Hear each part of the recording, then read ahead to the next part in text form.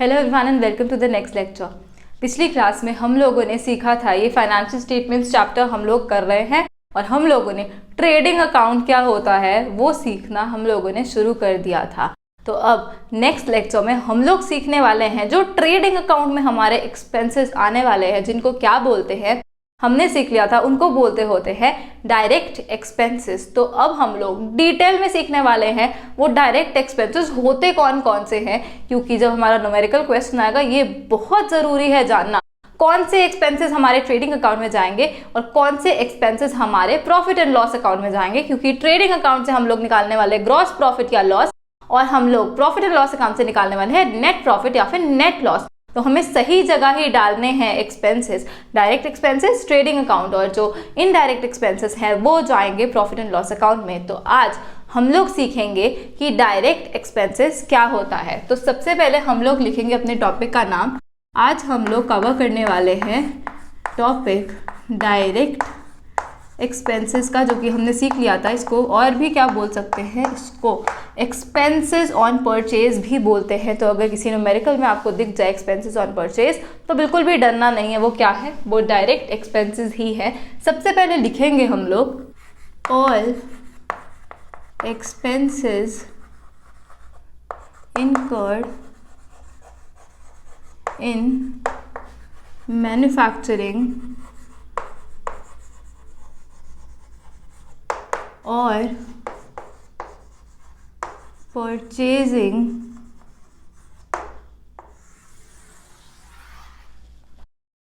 Goods. फिर से ध्यान में रखने वाली बात क्या है, गुड्स की ही बात हो रही है यहाँ पर। जो भी एक्सपेंसेस हमने करे हैं मैन्युफैक्चर या फिर परचेज करने में गुड्स को, bringing them to go down या फैक्ट्री कह सकते हो आप, एंड मेकिंग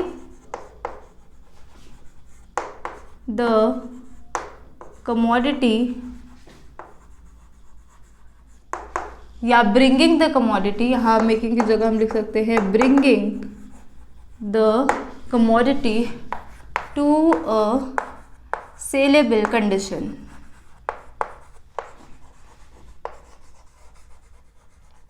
उनको हम लोग कहते हैं क्या, डायरेक्ट एक्सपेंसेस। तो जो भी खर्चे हमने करे हैं किस किस में, या तो मैन्युफैक्चर करने में या फिर परचेज करने में, किसको, गुड्स को, bringing them to go down, godown या फैक्ट्री में लाने के लिए भी जो हमने ट्रांसपोर्टेशन के खर्चे जो करे हैं वो भी क्या, वो भी डायरेक्ट एक्सपेंसेस। क्योंकि अगर गो डाउन में लाएंगे ही नहीं, फैक्ट्री में लाएंगे नहीं, तो आगे बेचेंगे कैसे, तो लाने तो हमें पड़ेंगे सप्लायर के यहाँ से अपने पास जो हमने लेके आने हैं गुड्स, वो वाला खर्चा भी, bringing them to go down and making the commodity या bringing the commodity to a saleable condition. और भी जो खर्चे लग रहे हैं उस कमोडिटी, इन गुड्स को सेलेबल कंडीशन में लाने के लिए, मतलब कि रेडी फॉर सेल बनाने के लिए, कि अब जो भी खर्चा है हमारा गुड्स के ऊपर, चाहे वो उसको लाने का खर्चा था, चाहे उसको बनाने का खर्चा था, या फिर उस पर कोई और खर्चे हमारे लगे गुड्स के ऊपर, लेकिन अब हमारा प्रोडक्ट रेडी है, किसके लिए, सेल के लिए रेडी है, तो तब तक bringing the commodity to a saleable condition, तब तक जितने भी खर्चे लगते हैं क्या बोलते हैं उसको, हम उसको बोलते हैं डायरेक्ट एक्सपेंसेस, जो की जाते हैं ट्रेडिंग अकाउंट में। तो अब हम लोग इसकी बाइफिकेशन देखने वाले हैं, क्या क्या ये खर्चे होते हैं वो भी हम लोग लिखेंगे। बहुत ध्यान से सुनना है, क्योंकि कुछ खर्चे ऐसे होते हैं जो मिसलीडिंग से हमारे होते हैं और आपको पता नहीं चलेगा वो ट्रेडिंग अकाउंट में जाने हैं कि प्रॉफिट एंड लॉस अकाउंट में। तो बिल्कुल ध्यान से सुनना है, मैं यहाँ पे क्या बता रही हूँ। फर्स्ट लिखेंगे, ए लिखने वाले हैं हम लोग, यहाँ मैंने लिखा wages comma wages and salaries. तो ये है हमारी पहली चीज, जो वेजेस या वेजेस एंड सैलरीज भी वर्ड यहाँ पे लिखा है, अभी समझाऊंगी क्यों। जो खर्चा हम लोग, जो सैलरी हम लोग पे करते हैं, जो रेट हम लोग पे करते हैं लेबरर्स को, जो कि हमारे गुड्स को या तो फैक्ट्री में प्रोड्यूस कर रहे हैं या फिर वो लोडिंग कर रहे हैं और अनलोडिंग कर रहे हैं गुड्स की फैक्ट्री में, उसको हम क्या बोलते हैं, वेजेस बोलते हैं। The amount that is paid to the labourers who are engaged in the production of goods, या फिर उनकी लोडिंग और अनलोडिंग की, किसकी, गुड्स की, सिर्फ या तो उसकी प्रोडक्शन या फिर लोडिंग और अनलोडिंग, उन सब लेबरर्स को जो हम अमाउंट पे करते हैं उसको हम वेजेस बोलते हैं। तो सबसे पहले लिखेंगे कि वेजेस क्या होता है। Wages are paid to workers who are engaged in production, या तो वो प्रोडक्शन कर रहे हैं गुड्स की, या फिर loading and unloading of goods. तो वेजेस वो अमाउंट है that is paid to the workers जो कि प्रोडक्शन, लोडिंग या अनलोडिंग किसकी, गुड्स की में लगे हुए हैं, उस अमाउंट को हम लोग बोल देते हैं वेजेस। वैसे हमने सैलरीज ही वर्ड सुना होता है कि जो भी अमाउंट हम लोग पे करते हैं उसको सैलरी बोल देते हैं, लेकिन यहाँ पे ऐसा नहीं है। एक्चुअल में जो लेबरर्स होते हैं जो कि हमारे गुड्स को प्रोड्यूस करते हैं या उनकी लोडिंग करते हैं, अनलोडिंग करते हैं, उनको जो अमाउंट पे की जाती है उसको सैलरी ना बोल के क्या बोलते हैं, वेज बोल देते होते हैं। तो वेजेस उनको पे किया जाता है, तो ये होता है वेजेस का मतलब। अब यहाँ पे वेजेस के साथ मैंने लिखा है वेजेस एंड सैलरीज। ये क्यों लिखा है मैंने, ये इसलिए लिखा है अगर तो हमें दिया हुआ है वेजेस एंड सैलरीज वर्ड, तो वो क्या है, वो डायरेक्ट एक्सपेंस है, it will be debited to trading account. लेकिन अगर वर्ड हमें दिया हुआ है सैलरीज एंड वेजेस, मतलब कि सैलरीज पहले लिखा हुआ है, अब सैलरीज वो अमाउंट है जो हम अपने एडमिनिस्ट्रेशन स्टाफ को देते हैं, जो भी हमारा ये मैनुअल वर्क नहीं कर रहे उनको जो हम पे करते हैं उसको हम सैलरी बोलते हैं। It is an indirect expense because it is not directly related to goods. वो गुड्स से डायरेक्टली रिलेटेड नहीं होता, वो दूसरे कामों में लगे होते हैं, उनको जो अमाउंट पे की जाती है उसको सैलरी बोला जाता है। तो वो इनडायरेक्ट खर्चा होता है because it is not related to या तो मैन्युफैक्चरिंग या परचेजिंग या फिर bringing them to go down या फिर making the commodity in the saleable condition. वो ऐसा कोई भी खर्चा नहीं है जो सैलरी पे की जाती है, ये बाद का खर्चा होता है। तो वो क्या होता है, वो प्रॉफिट एंड लॉस अकाउंट में जाता है और वो एक इनडायरेक्ट खर्चा होता है। डायरेक्ट खर्चा होता है वेजेस एंड सैलरीज। तो ध्यान क्या रखना है, अगर तो वेजेस वर्ड पहले लिखा हुआ है तो वेजेस जो फर्स्ट वर्ड लिखा हुआ है उसकी इंपॉर्टेंस रहेगी, वो भारी रहेगा। अगर वेजेस एंड सैलरीज लिखा हुआ है मतलब कि वेजेस पहले लिखा था, वेजेस क्या होता है, वो डायरेक्ट एक्सपेंस होता है, तो it is a direct expense. अगर वेजेस और सैलरीज लिखा है it will be debited to trading account. But conversely अगर लिखा हुआ है सैलरीज एंड वेजेस, वो कहाँ जाएगा, वो जाएगा प्रॉफिट एंड लॉस अकाउंट में डेबिट होने तो सारे एक्सपेंसेस डेबिट ही हैं। देखना तो यही है कहाँ डेबिट होना है, क्या ट्रेडिंग अकाउंट में डेबिट होना है और ग्रॉस प्रॉफिट बताने के लिए हमें वो मदद करेगा, या फिर वो हमारा प्रॉफिट एंड लॉस अकाउंट में डेबिट होना है और वो नेट प्रॉफिट बताने में हमारी हेल्प करेगा। तो ये वेजेस एंड सैलरीज होता है डायरेक्ट एक्सपेंस और फर्स्ट वर्ड की वेटेज जाती है। अगर wages and salaries trading account it is a direct expense, अगर salaries and wages P&L account it is an indirect expense. जब इनडायरेक्ट एक्सपेंस करेंगे तो सैलरीज एंड वेजेस के बारे में भी वहां लिखेंगे, लेकिन यहाँ पे नोट इसके लिए लिखने वाले हैं वेजेस एंड सैलरीज के लिए। तो यहाँ पे हम लोग लिखेंगे नोट, फर्स्ट नोट लिखेंगे if the term wages and salaries, इसको मैंने inverted commas में लिखा है, is given then it will be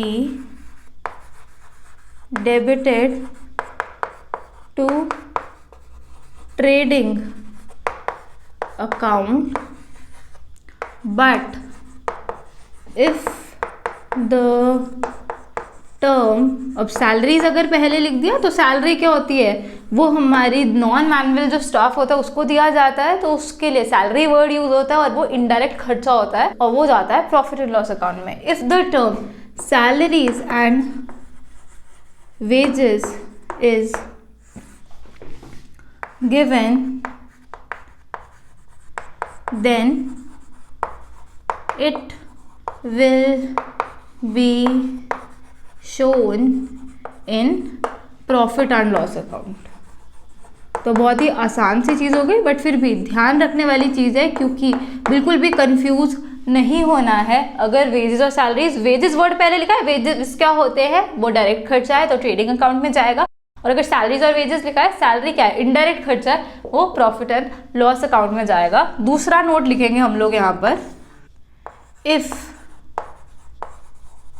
wages are paid for bringing a new machine or for its installation, then it will be added to the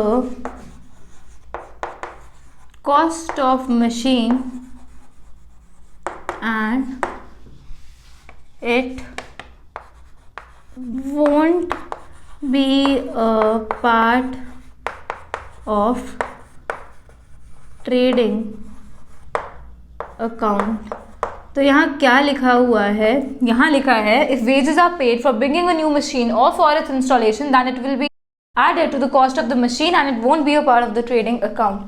हम लोगों ने capital expenditure का जब लेक्चर सीखा था उसमें हम लोगों ने अच्छे से सीख लिया था कौन कौन से खर्चे होते हैं जो कैपिटलाइज हो जाते हैं, मतलब कि they are added to the cost of that asset. तो ये वही खर्चा होता है। अगर हमने वेजेस पे करे हैं किस लिए, इस न्यू मशीन को लाने के लिए या फिर इसकी इंस्टॉलेशन के लिए, तो ये वेजेस क्या है, क्या ये गुड से रिलेटेड है? नहीं, गुड्स से रिलेटेड जिस आइटम में हम डील करेंगे सिर्फ उससे रिलेटेड जो खर्चे होते हैं हमारे, वो हमारे आते हैं ट्रेडिंग अकाउंट में। और यहाँ पर तो क्या हो रहा है, एक मशीन के लिए हमने उसको लाने के लिए या फिर उसको इंस्टॉल करवाने के लिए कुछ वेजेस पे किए हैं, तो क्या ये गुड से रिलेटेड है? ये गुड से रिलेटेड है ही नहीं, तो ये यहाँ पर नहीं आ सकते ट्रेडिंग अकाउंट में। बिकॉज ये ट्रेडिंग अकाउंट में क्या क्या आ सकता है, मैन्युफैक्चरिंग, परचेजिंग गुड्स या bringing them to the godown, मतलब कि bringing goods to the godown and making the goods ready in a saleable condition. तो इनमें से ये कोई भी खर्चा नहीं है, इसलिए यहाँ पे नहीं आता।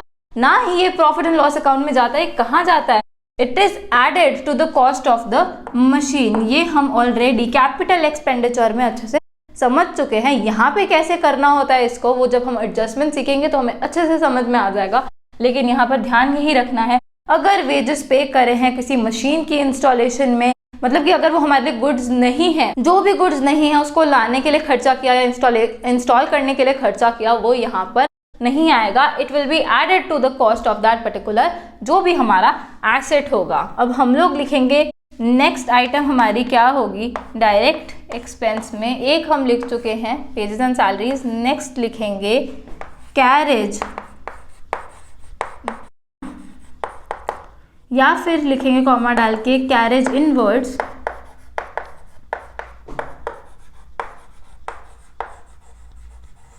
या फिर लिखेंगे फ्रेट।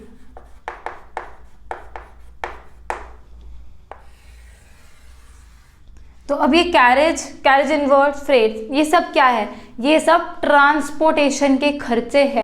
गुड्स को हमने अपने सप्लायर के वहां से अपनी फैक्ट्री में लाना है, अपने गोडाउन में लाना है, उसके लिए जो ट्रांसपोर्टेशन का खर्चा लगता है उसको हम क्या बोलते हैं? उसको हम कैरेज या फिर फ्रेट बोलते होते हैं। अब ये इनवर्ड वर्ड क्यों लिखा है ये हम समझेंगे, पहले हम लोग लिख लेते हैं। तो ये सब है क्या?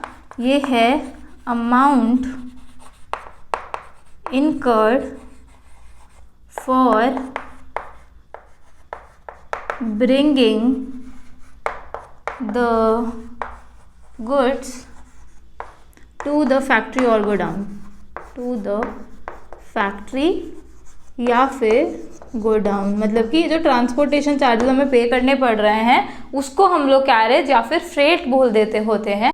अब ये जो कैरेज होता है, अगर तो within the same city ही हम लोग लेकर आ रहे हैं वो गुड्स, हमारा सप्लायर भी वहीं था, हम भी वहीं पे थे, तो उसको कैरेज बोल देते होते हैं। वही फ्रेट क्या होता है?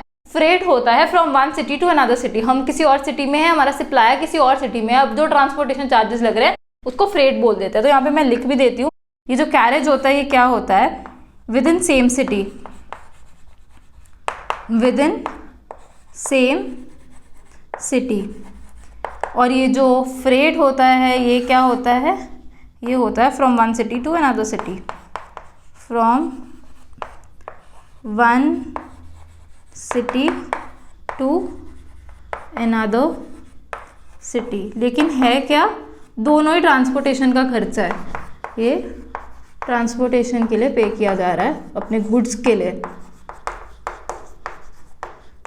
ताकि हम अपनी फैक्ट्री या गोडाउन में उन गुड्स को ला सकें। अब यहाँ पे जो चीज़ हमारी रह गई समझने वाली वो है इनवर्ड्स, कि ये कैरेज इनवर्ड्स क्या होता है। कैरेज तो पता है क्या, with in same city transportation charges पे कर रहे हैं गुड्स के लिए, उसको क्या बोल रहे हैं हम, कैरेज बोल रहे हैं। अब ये कैरेज इनवर्ड्स क्या है।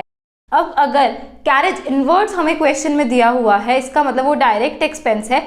इनवर्ड्स, इन लाने के लिए गुड्स को, मतलब कि अपने पास लाने के लिए गुड्स को हम लोगों ने जैसे रिटर्न इनवर्ड रिटर्न आउटवर्ड समझा था, उसी तरीके से क्या है, ये कैरेज इनवर्ड्स हमारे पास गुड्स को लाने के लिए, मतलब कि सप्लायर से अपने पास लाने के लिए जो कैरेज हम पे कर रहे हैं वो कैरेज इनवर्ड्स होता है। वो हमारी फैक्ट्री या गोडाउन तक लाने वाले कैरेज को ही, इसी सेम चीज को हम कैरेज इनवर्ड्स बोलते हैं। और कैरेज आउटवर्ड्स क्या होता है, कैरेज आउटवर्ड्स भी एक वर्ड आएगा जो कि फिर से होगा जो ट्रांसपोर्टेशन का ही खर्चा गुड्स पे, लेकिन वो गुड्स को बाहर निकालने के लिए होगा, सेल करने के लिए होगा, तो वो यहाँ पे नहीं आएगा, क्योंकि यहाँ पे क्या है, वहां तक के खर्चे आना है। For making the commodity, bringing the commodity to a saleable condition, वहां तक आना है। तो सेलेबल कंडीशन तक तो वही वाला होगा कि हम अपने पास ले आए उन गुड्स को। अब जो आगे खर्चा लगेगा बाद में सेल के लिए रेडी भी हो गए, उसके बाद जो ट्रांसपोर्टेशन लगेगा वो यहाँ नहीं आता, it is an indirect expense. तो अगर कैरेज इनवर्ड्स दिया हुआ है, बहुत ध्यान रखना है, कैरेज इनवर्ड्स तो डायरेक्ट एक्सपेंस है, लेकिन अगर कैरेज आउटवर्ड्स दिया हुआ है, आउट जा रहे हैं गुड्स, मतलब कि हमारी फैक्ट्री से बाहर जाने वाले, सेल कर दी हमने, तो वो क्या है, वो इनडायरेक्ट खर्चा है और वो प्रॉफिट एंड लॉस अकाउंट में जाता है। तो कैरेज इनवर्ड्स का मतलब क्या हो गया, अपने पास लाने के लिए फैक्ट्री या गोडाउन तक, जो हमने ऑलरेडी लिखा, for bringing the goods to the factory और गोडाउन, उसको कैरेज इनवर्ड्स बोलते हैं। कैरेज आउटवर्ड उसका उल्टा होता है और वो इनडायरेक्ट खर्चा रहता है।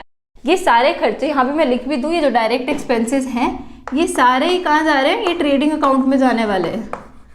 जो खर्चे हम सारे यहाँ लिख रहे हैं, ऑब्वियस सी बात है कहाँ जाने हैं, ये ट्रेडिंग अकाउंट में सारे खर्चे हमारे चले जाएंगे। तो यहाँ पे अब हम लोग एक नोट भी लिखेंगे, if amount is paid for bringing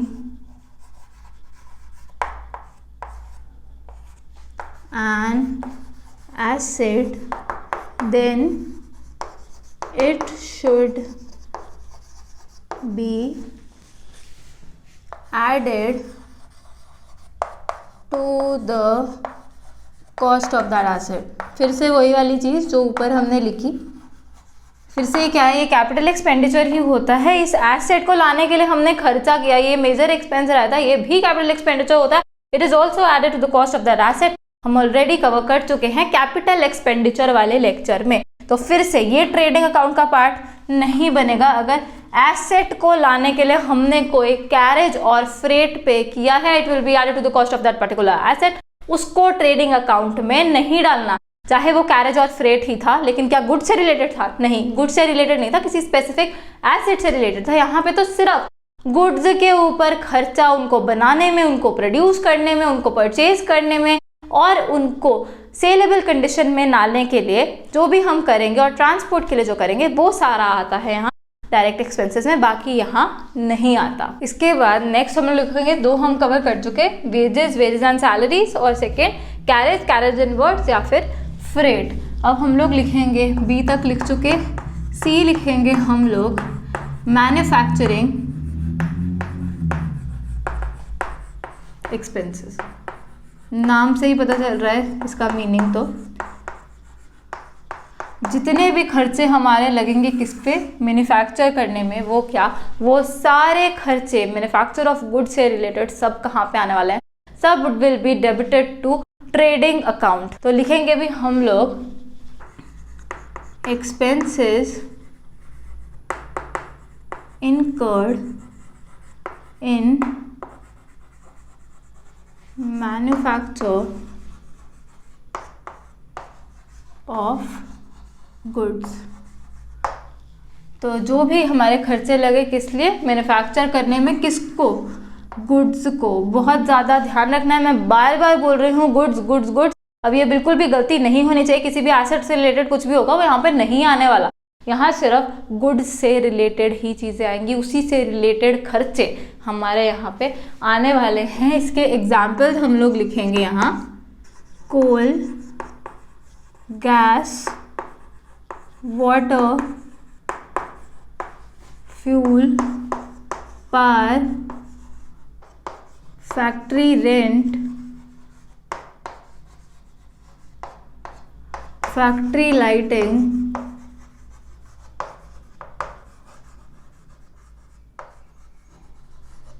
octroi, etcetera. तो यहाँ पर हमने क्या क्या लिखा है, जो भी मैन्युफैक्चरर के हमारे खर्चे रहेंगे, जैसे कि क्या, कोल हो गया, गैस हो गया, वाटर, फ्यूल, पावर, फैक्ट्री का रेंट। अब ध्यान रखना है क्या लिखा हुआ है यहाँ, फैक्ट्री का रेंट है, इसलिए यहाँ पे आ रहा है हमारा मैन्युफैक्चरिंग एक्सपेंसेस में। अगर ये फैक्ट्री में नहीं, नॉर्मल रेंट हमें दिया होता, वो इनडायरेक्ट खर्चा होता है। यहाँ पे मैं स्टार लगा रही हूँ फैक्ट्री रेंट पे कि ध्यान रखना है।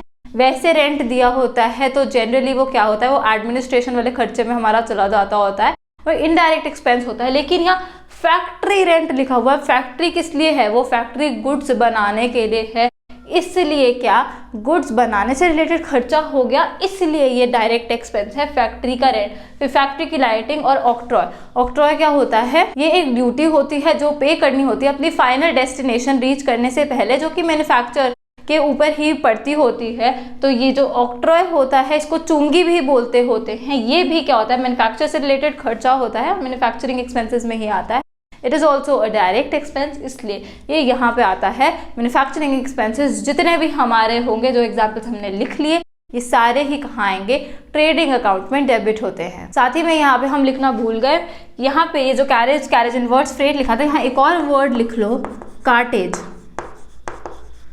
कार्टेज क्या होता है, कार्टेज में होता है कार्ट के थ्रू अगर हमने ट्रांसपोर्ट करे हैं गुड्स को, चाहे वो बुलक कार्ट हो, चाहे वो मैनुअल कार्ट हो, अगर कार्ट के थ्रू वही ट्रांसपोर्टेशन होती है गुड्स की, तो वो भी क्या होता है, वो भी गुड्स की ही ट्रांसपोर्टेशन हुई है, मीडियम कोई और रहा, लेकिन वो भी क्या है, ट्रांसपोर्टेशन तो गुड्स की ही हुई है, गोडाउन तक लाने के लिए, फैक्ट्री तक लाने के लिए। इसलिए अगर कार्टेज या कार्टेज इनवर्ड्स भी लिखा हो तो वो क्या है, वो डायरेक्ट एक्सपेंस है, it will be debited to trading account. Next लिखेंगे हम लोग डी, स्टोर्स कंज्यूम्ड। सबसे पहले लिखते हैं होता क्या है, amount incurred to keep the machines in perfect working condition। अब जो भी हमारा खर्चा होता है किस लिए, उन मशीन में जिसमें हमारे गुड्स बन रहे हैं उनको सही कंडीशन में रखने के लिए जो भी हमारा खर्चा लगता है, वो स्टोर्स उसको हम बोलते होते हैं, स्टोर्स कंज्यूम, क्योंकि वो कंज्यूम हो रहा है हमारे गुड्स बनाने के लिए, वो मशीन उतनी यूज हो रही है हमारी गुड्स बनाने में, तो वो किस लिए हो गया, प्रोडक्शन से रिलेटेड हमारा खर्चा हो गया ये, क्योंकि उसी मशीन में हमारे जो गुड्स हैं वो बन रहे हैं, प्रोड्यूस हो रहे हैं। तो amount incurred to keep those machines in perfect working condition, उसको हम लोग बोलते हैं स्टोर्स कंज्यूम, जिसके एग्जाम्पल हम लोग लिखेंगे engine oil, cotton waste oil, grease etcetera. तो ये मशीन्स को वर्किंग कंडीशन में रखने के लिए, फिर से क्यों कि प्रोडक्शन में हमारी हेल्प कर रही हैं ये मशीन्स, इसी में तो गुड्स हमारे प्रोड्यूस हो रहे हैं। तो ये जो स्टोर्स कंज्यूम्ड है, ये engine oil, cotton waste oil, grease etcetera, तो ये जो है हमारे, ये भी डायरेक्ट एक्सपेंसेस हैं which will be debited to trading account. D हमने लिख लिया, अब हम लोग लिखेंगे ई, डॉक चार्जेस। सबसे पहले लिखेंगे charges levied on ships and their cargo while entering or leaving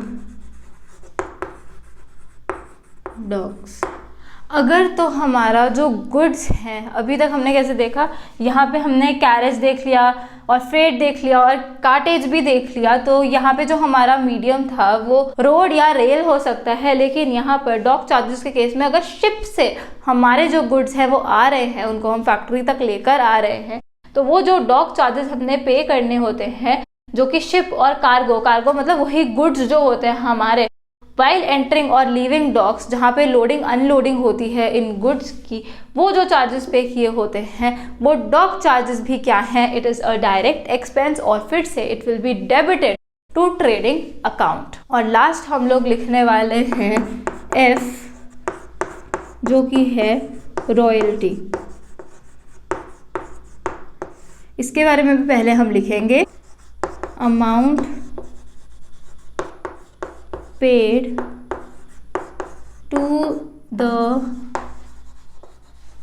owner of a right or patent that is owned by him। अगर कोई पर्सन कोई इन्वेंशन करता है, कुछ इनोवेशन करता है, तो वो उसको क्या करवा लेता होता है, उसकी अपने लिए एक राइट बनवा लेता है, इसको वो पेटेंट करवा लेता होता है। पेटेंट का मतलब अगर किसी और को वो स्पेसिफिक टेक्नोलॉजी या फिर वो स्पेसिफिक जो प्रोडक्ट है वैसा बनाना है, तो पहले उसको पे करना पड़ता है उस पर्सन को, जो कि ओनर है उस राइट का या उस पेटेंट का, जिस अमाउंट को हम लोग बोल देते हैं रॉयल्टी, जो कि हमें पे करनी पड़ती है। अगर उसका आपको राइट या पेटेंट जिस पे उसको ग्रांटेड है वो आपको यूज करना है, उसको यूज करने के लिए आपको उस ओनर को ये अमाउंट पे करनी पड़ती है, जिसको रॉयल्टी बोलते हैं। तो ज़्यादातर ये प्रोडक्शन से ही रिलेटेड होता है एक पर्टिकुलर चीज़ की, जो तो इसलिए ये क्या है, ये भी एक डायरेक्ट एक्सपेंस है और ये कहाँ पे आएगा, ये ट्रेडिंग अकाउंट में ही डेबिट होगा। और साथ ही में हम लोग यहाँ पर एक नोट लिखेंगे, if it is specifically stated that royalty is based on sales, then it will be charged to profit and loss account. तो जनरली तो क्या होता है, ये जो इनोवेशन होती है, जो भी होती है, वो प्रोडक्शन से रिलेटेड होती है उस ओनर की, जिसको हमें पे करना पड़ता है वो चीज़ यूज़ करने के लिए, जो उसकी इनोवेशन है या उसकी टेक्निक है या जो उसका प्रोडक्ट है।